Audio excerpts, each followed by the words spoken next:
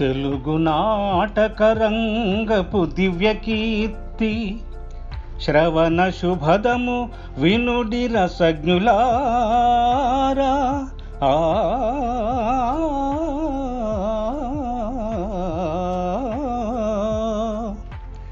నాటి నుండి నేటి వరకు నాటక కళ ప్రేక్షకుల శ్రోతల హృదయాలను రసాప్లావితం చేస్తూనే ఉంది.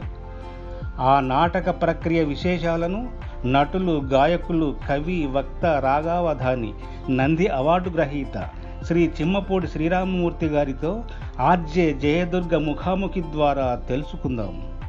ఏప్రిల్ 16 తెలుగు నాటక దినోత్సవాన్ని పురస్కరించుకుని మన వినోదాల విందు షోలో భారత కాలమాన ప్రకారం ఆదివారం ఉదయం 7:30 నుండి 9:30 వరకు ఈ స్పెషల్ షో తప్పక వింటారు కదూ.